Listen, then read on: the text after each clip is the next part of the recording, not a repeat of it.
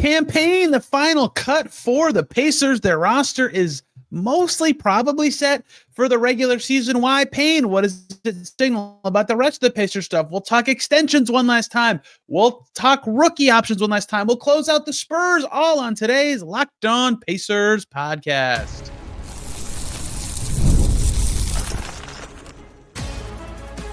You are Locked On Pacers, your daily Indiana Pacers podcast, part of the Locked On Podcast Network, your team every day. What's up, everybody? Happy Monday. Hope we had a great weekend, and welcome into another edition of the Locked On Pacers podcast, where we, of course, talk about the Indiana Pacers. As always, my name's Tony East. I cover the team for Forbes, and today we're kicking off a super exciting week here on Locked On Pacers with roster stuff, cuts, Cam Payne gone, Exhibit 10 guys out the door, the last day to preview, air quotes, transactions. Will the Pacers do any extensions? We'll talk a little about rookie options. And then this week is loaded. Kyle Taylor, Caitlin Cooper, Rylan Stiles, and probably Adam Friedman will all be here. The regular season is here, but we must start with cuts. Cam Payne is gone. Tony Bradley is still on the Pacers. We'll talk about that decision, what I think led to it. We'll talk to close out the preseason, a little more about the Spurs game, run through notes there. We'll talk about, for one last time, the possibility of Nesmith or Mathurin extensions, and then end with rookie options. Busy day. Okay, the news, Saturday, the final day that teams were going to make all their cuts unless you are the Bucks, the Wizards, or the Nets, and that's because players had to clear waivers in 48 hours by today, which is the day this episode comes out, Monday, to not be on a regular season roster and count against the cap. That's actually relevant. We'll talk about it later. The Pacers cuts, the expected Exhibit 10 guys, Jalen Slauson, Gabe McLaughlin, Ray Spalding, and Kyle Guy. And who would be the one between Wiseman, who was almost certainly not going to be exceed guaranteed money, and then Tony Bradley and Cam Payne. And Cam Payne is the ultimate choice for the Pacers' final cut. I predicted, if you listen to Saturday's podcast where I talked a little bit about the Spurs and predictions, I predicted it would be a center. I actually thought Cam Payne was the least likely of the three. So let me tell you why I thought that and what it actually signals about the Pacers thinking about the point guard position, because we learned on Sunday at Pacers practice, Quentin Jackson's injury, he's not going to be ready, most likely, Rick Carlisle says, for the season opener. So that's no Haliburton, no McConnell, no Jackson. That's three of their top four point guards from last season. They have Nembhard and we'll shrug. No Cam Payne in that mix. So let's talk about this first. Fans, most of you listening, are right to say this. He had a bad preseason. Cam Payne did not play well in the preseason, right? I thought he was a little better than people gave him credit for, and I still don't think he was particularly good, right? 2.3 assists, 1.7 turnovers per game. That's not good enough of a ratio as a creator. His rebounding numbers weren't there. And then most importantly, he shot awful, 28.6% from the field, and he shot better on threes than twos. He could not make anything inside the arc on a team. So one, he made nothing. And that shouldn't matter too much, honestly, because there's a whole career history of him making some things, but it was like dismally bad. To me, the thing that stood out the most in terms of if he was going to be on the Pacers, and I touched on this on Saturday, is what I came to discover, at least in the Pacers system. And granted, he was on the team for 10 days, right?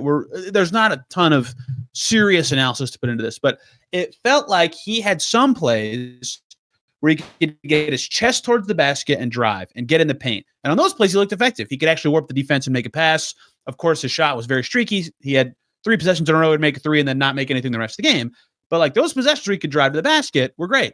That was so infrequent, or like very spread out. It wasn't consistent. And the Pacers style, what phrase do they use all the time? And I repeat it on the show, paint to great. They know their offense is at their best when people can drive and either make a defense rotate, and then they can get into their random actions, their league-leading passing numbers, just get moving, boom, boom, right?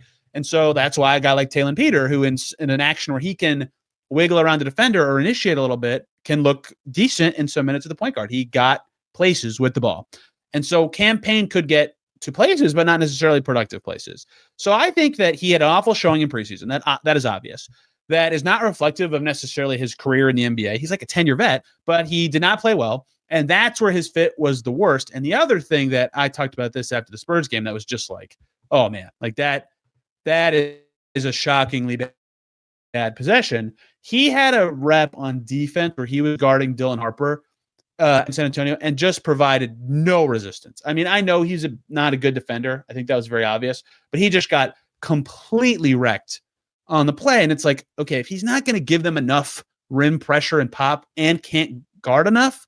Like, what is he giving them, right? DeLon Wright could at least guard, So I do understand why they did not specifically want this player campaign. I thought, though, they would keep a point guard instead of a fourth center. And they might get back to that eventually. And we'll get to that in a second. But here's why. Let's talk about all the evidence we had, right? Right before training camp, they clearly were like, yeah, we need a point guard. We heard about a workout with Delano Banton that they had. And then he ended up signing with the Mavs, right? We heard Ted Wu say on the record at the Pacers luncheon with the front office. I can't find the exact quote because apparently my notes are not very good. We heard Ted Wu say about the team and the coaching staff. I'm almost there, I promise. Listening to our coaches, having more ball handlers and more playmaking is important to them. That was his description of why they were pursuing like the Monte Morris, DeLon Wright type at the time. And I thought all offseason they would eventually do that. If they were one McConnell or Nembhard injury away from relying on a two-way guy, plus it helps the development of others to have stable play, specifically at point guard on offense. And so between all that evidence, Chad Buchanan mentioned potentially they would look at a point guard in like July on setting the pace, right? There were breadcrumbs all the way. The roster signs were obvious. And then they said it. The coaching staff wants a point guard. And then they tried to sign Monte Morris. And then they did sign DeLon Wright. And then when that didn't work, they did sign Cam Payne. And two of those signings, Morris and Wright, were before McConnell or Jackson got hurt. So even before they had injuries, they identified that they needed a point guard. And after, they just kept bringing them in. They kept trying to have guys. Then injuries happened. So I even thought before injuries, they were going to keep a point guard. Then when guys got hurt, I thought, okay, Cam Payne did not play well, but like he has a track record that's better than that. Even if the style fit isn't as good as they maybe hoped, I thought they might keep him. It seemed like to me who they would keep. Then when they cut him, I thought, oh, maybe Quentin Jackson's healthy. He'll be ready for the opener. Also no. So if that is all the case, that's just a lot of stuff pointing in opposite directions, right? Some stuff says they need this point guard. Some stuff says it doesn't. So there's a couple things here. One is, I think the other factor matters just as much. Isaiah Jackson was better in the final preseason game. We talked about that a little Saturday. We'll talk more about him today. But they got very little clarity at center on who's like actually going to be useful for them this season and who can play serious minutes. If you keep all the guys, you have the highest chance of having the best guy or the best guys, plural, still on your team. So if they want to get the most out of their center by committee approach, yeah, there's something to keep in all four centers, especially when two of the four, they've looked healthy so far, 100%, but you never know how that's going to happen when there's games all the time, right? Their games are pretty spread out. They had a game, day off, game, couple days off, then game, and then another couple days off. I actually have the spread wrong there. It was game, couple days off, game, day off, game, couple days off, game. That's very spread out for the NBA. That sounded so boring in a podcast setting too. Regardless, in the regular season, that's not how it goes. Like they start the season with 3 and 4 nights. How do those Achilles centers respond to that? We don't know. So that's thing one is we honestly will get more information about this decision maybe a week from now. Because that is the other part of this. They kept Tony Bradley, and Tony Bradley played consistently in the preseason, not like exceptional or anything, but he was very consistent. They knew what they were getting. He did the same stuff he always does.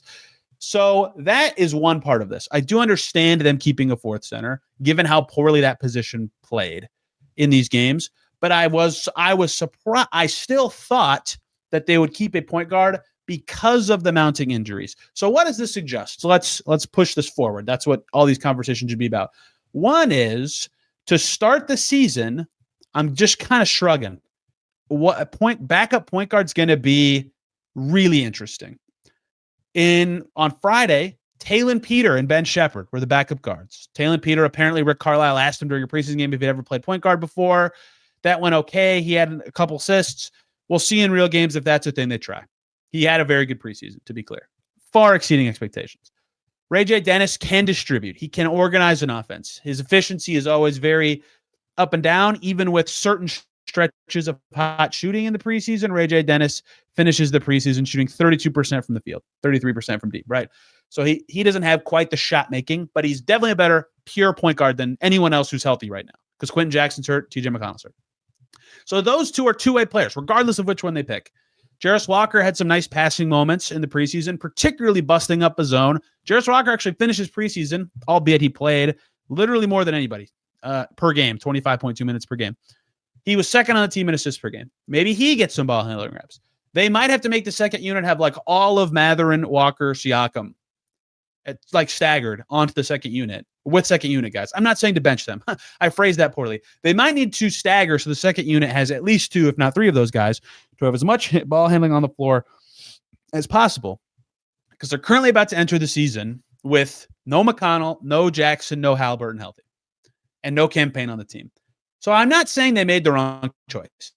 It's not the choice I would have made, but they obviously have more information than me. They've seen practices, and they have seen the situations without another point guard. Perhaps Jackson's only missing a short amount of time. McConnell's missing at least 10 games, probably a few more than that. So that is the other thing, is this is a very short-term problem. Not very short-term. It's like an eighth of the season, at least.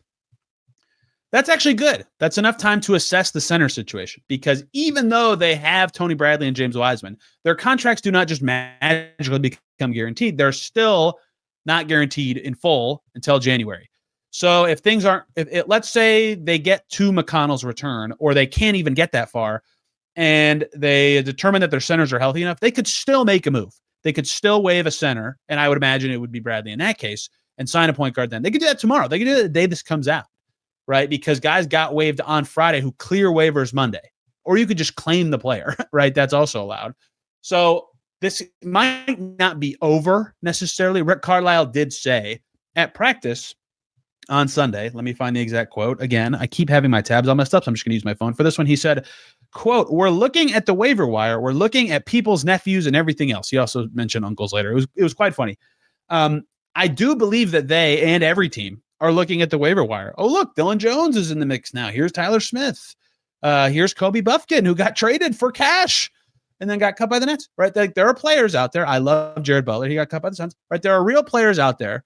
If the Pacers were actually going to, like, that was their plan, was to add another player, I think they already would have waived somebody, because now on Monday, even if they cut Tony Bradley on Monday, they get a 1-day cap charge for him. Like, for what? You know, I'm not saying that doesn't mean they're going to do it. It just seems like they would have already done it. So I'll believe that when I see it. That's not to say it's not going to happen. It's just the actions they have done do not suggest they're like immediately pouncing on a point guard. We will see. They could still do stuff. I always have to have that caveat in times where the whole league is making moves. All of a sudden there's, what is 3 times 30? There's basically 90 more free agents than there were the last time you heard me talk. Like, stuff could still happen, but that is what I think the Pacers decided. They said Cam Payne was not stylistically good enough on top of his poor finishing. We still don't know anything about our center position. Let's roll with this, see if we can survive with our current guards until Quentin and TJ are back. And if we can't, we can make a move then, because these guys are still non-guaranteed. That is my assessment of how they decided this. That's what their actions suggest, because they've been trying to keep point guards for a while. And if Jarris Walker can't play opening night, he's got a back thing.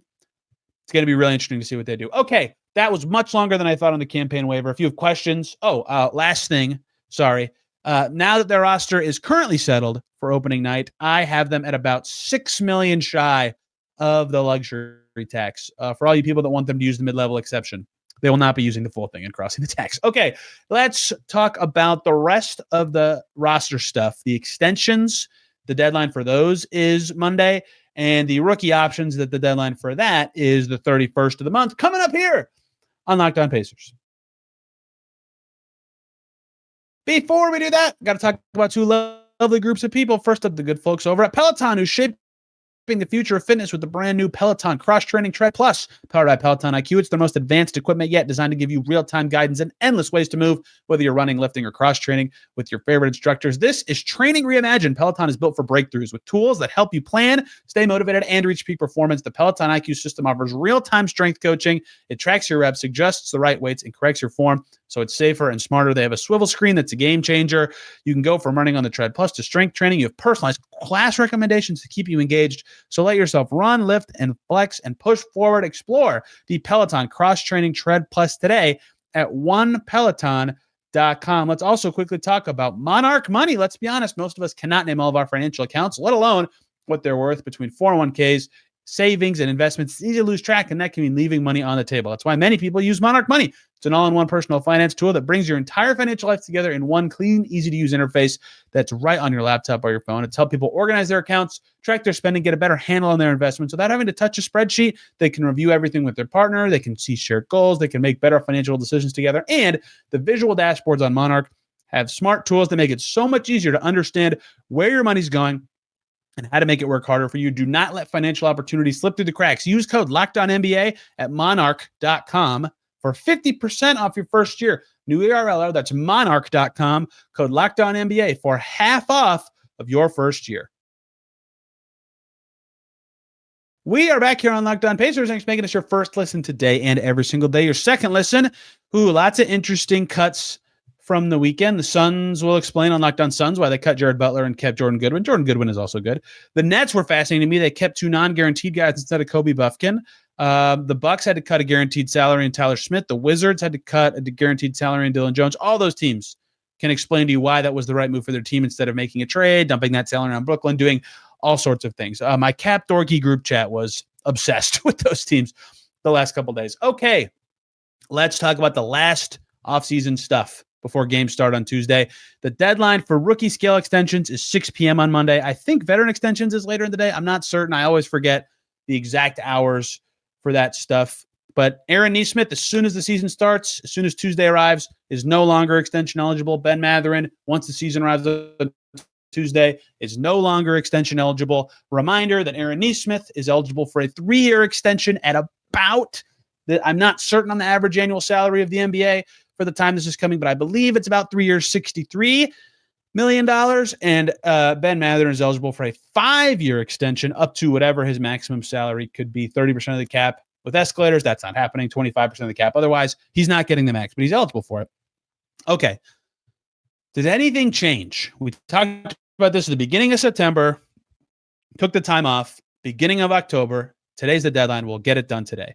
Reminder of the circumstance. I do not think, and this has now been reported by Jake Fisher, the whole offseason I've explained it to you, it doesn't make sense for either side to pursue an extension at this time. You're generally trying to pay a player what you think they're going to be worth over the life of the deal. The player would like to get a deal that they think will be what they're worth, if not more, potentially. And that's a hard thing to bet on in the future because the player is always going to try to be maximizing their earnings and think they're going to be awesome. And Mathurin's in a unique situation that's rare for players in his spot, where despite being like a reserve who has been clearly good, but there's been questions from the team. This is not a media thing. I have to say this every time about fit stuff, is suddenly being thrust into a huge role in the starting 5. And that role could be huge in a way that he could look awesome, right? It's very rare that a player in that situation would be like, yes, I want an extension based on what I have done. Because Ben Mathurin has a chance to have an awesome season. And if he gets paid based on what he has done and how that projects in the future, that might undersell what his value could be if he has an awesome season, right? And if you're the Pacers, same thing. If he has an awesome season, you say, great, you're a restricted free agent. We'll just pay you next summer. And if he doesn't have an awesome season, you say, great, we know your value because we've seen you for 4 seasons and we drafted you and we really liked you in the draft. These are not bad outcomes. But because Mathurin stands to make quite a bit more money than what would be, I would say, reasonable to pay him right now, he should not want an extension to me. And the Pacers should want to see how this season goes. I mean, maybe they'd offer something. The added wrinkle to the mix was the rookie extensions for Keegan Murray at $28 million a year. I thought that was a little high for Keegan Murray, but he is a good player. And then Shaedon Sharpe pretty late on Sunday night. Shaedon Sharpe gets 4 years, $90 million from Portland. The difference is being there that Shaedon Sharpe is not being thrust into a much bigger role all of a sudden in Portland. And Keegan Murray, same thing in Sacramento. I mean, I heard predictions when people the Dunked On does mock rookie extensions. There's lots of, people who do the predictions. I've seen fake offers for Mathurin. There's something like 3 years, 60 to 65 million, maybe a player option at the back. That's about Shaedon Sharpe price. If I'm Ben Mathurin, I don't want that. If I'm advising Ben Mathurin, telling him not to take that, right? I get why the Pacers might, in theory, consider that. And everybody always says, well, the Pacers should try to lock him up now. And I always say, what would you offer? And then they say, and I'm like, well, Mathurin would never take that because if he plays awesome this year, he should want more. If you like Ben Mathurin, you should not want him to take it. You should want him to be awesome and get paid like an awesome player, right? So I just don't think there's incentive for either side to do it. But if it had deadline spur action, as always in the NBA, we never thought Sabonis was going to extend his rookie deal. He even said, I know how they feel about me, about the Pacers. And then guess what? He extended. You just never know, but I'm going to predict no on Mathurin. And for a while, I've been kind of around the fence with Nesmith all summer. I was leaning no at first on 3 years, 60, whatever. I'd offer the full thing as the Pacers. Then Herb Jones got an extension, like 3 years, 65. And I thought, okay, he's, in the Nesmith range of talent, but he's hurt all the time. Then Keegan Murray got 4 for 1, whatever, or 5 for 1, whatever. He got 5 for 140, and that's $28 million a year. And I think Nesmith's better than Keegan Murray. And then Tumani Kamara happened tonight. He's pretty good. He's not as good as Aaron Nesmith. He might be a little bit better of a defender, but definitely not as good of an offensive player. He got 4 for 82. So clearly the market is established for good, but like non-star starting wings in the 20 to 28, whatever Murray got, million range. And Keegan Murray, by the way, is only 1 year younger than Aaron Nesmith. So is 3 for 63 enough? It's like right on the fence. The problem is Nesmith has the problem for the Pacers, I would say, is Nesmith has 2 years left on his deal. He has no reason to rush into this now unless he's really worried about how this one season would affect his value. If he looks worse without Haliburton, if he gets hurt. But even then, he'd have another year to play with Haliburton to potentially rehab his value. And not only would he be extensionable next offseason, he'd also be extension eligible throughout the entire next season, unlike this season. So even though I think the market value is pretty close for Nesmith, and again, if I'm the Pacers, I'm offering it. If I'm Aaron Nesmith, even if that same contract is available to me next summer, I probably just wait. There's more upside for him than downside, I think. So I'll predict no on both, but I think Nesmith is more likely. And I think that that's fine. I don't think this really decreases the chance of either player not being on the team. In fact, that's the last part of Mathurin, is that an extension for him makes him harder to trade because of the poison pill provision. So I'm going to predict no on both. We'll know more by the end of the day, but you just never know. Deadlines, again, spur the action on all these kind of things. But all the guys, except for maybe Jalen Duren, that I think were plausible rookie extensions, are done now. So we'll see what Monday actually brings in the land of that. The other thing that's going to happen, I'm not going to talk about this again until it happens, is rookie options. Ben Shepherd and Jarris Walker are the only two left for the Pacers there. On a rookie scale contract, your team options get decided a full year in advance. Halloween is the deadline.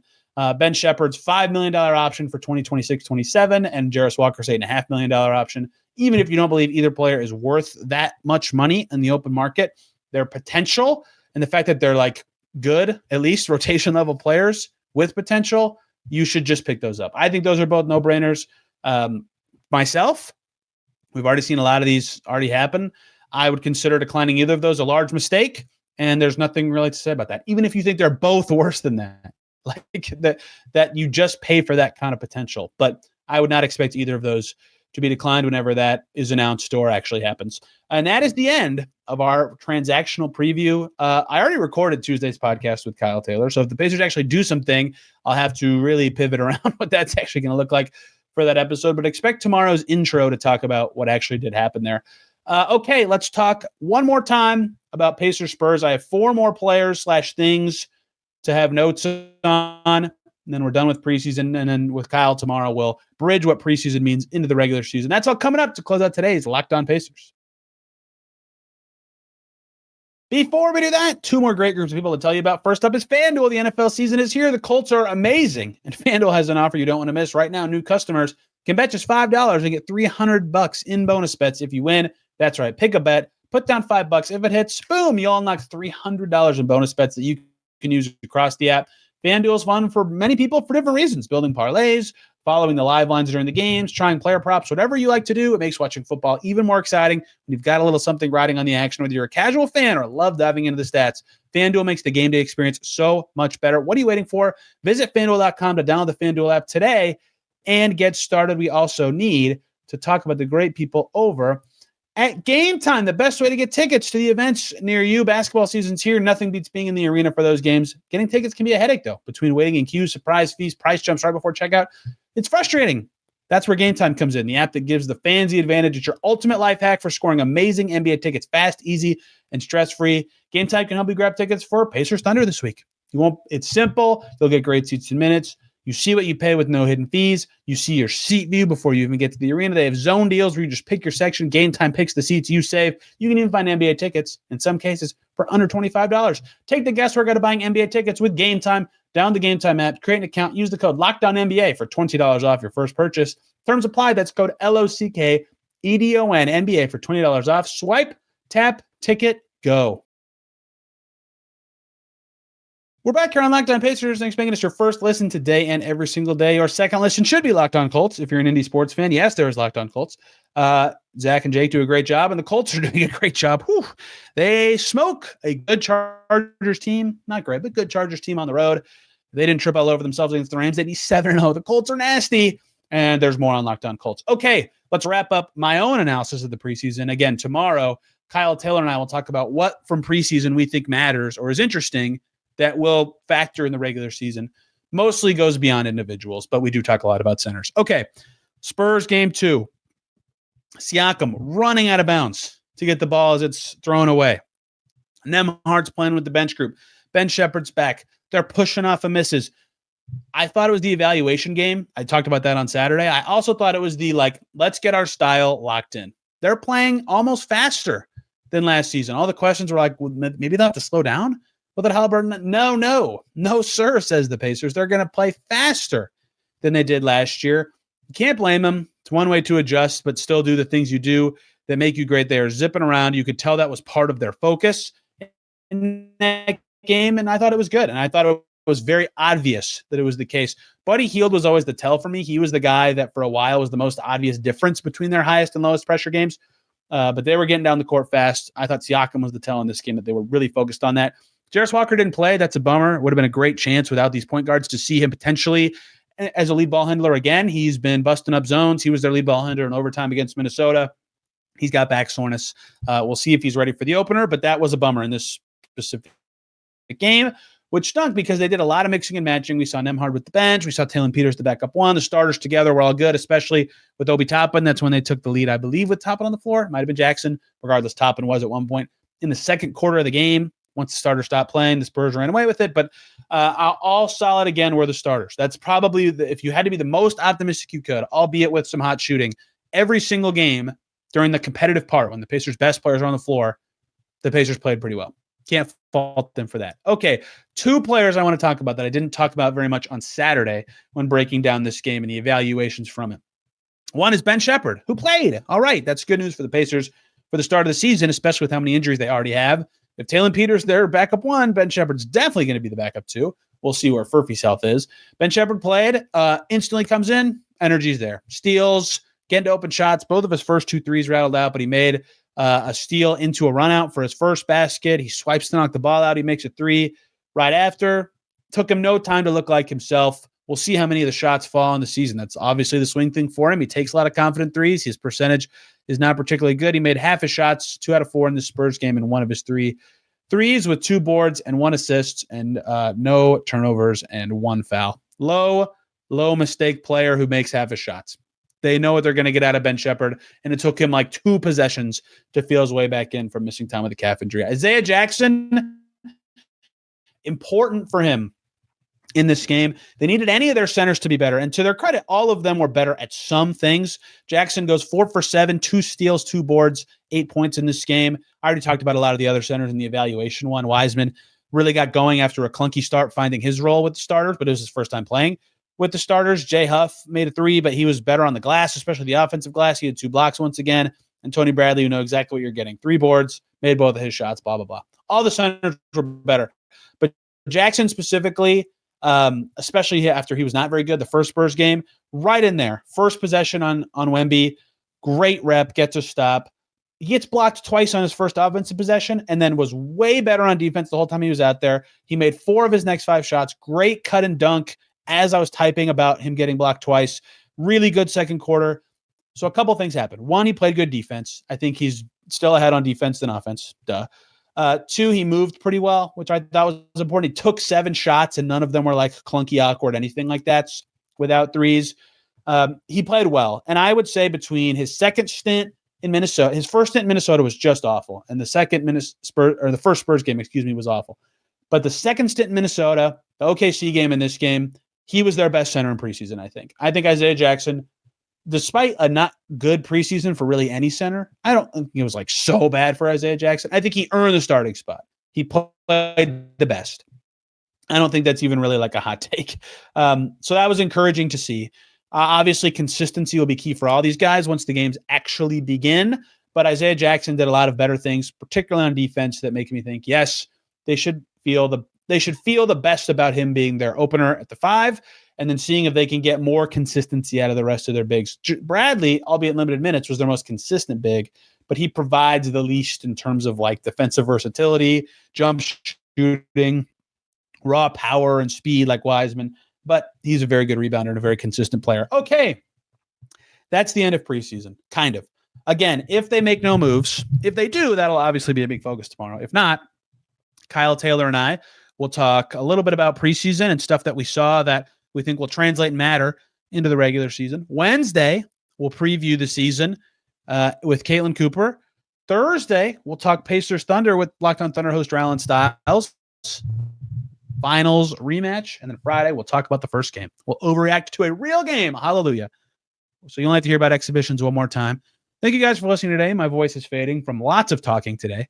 You can find me on social media at Tony R. East, and this podcast is on social media at Locked On Pacers. Back tomorrow talking more about the Indiana Pacers. Till then, everybody have a wonderful day.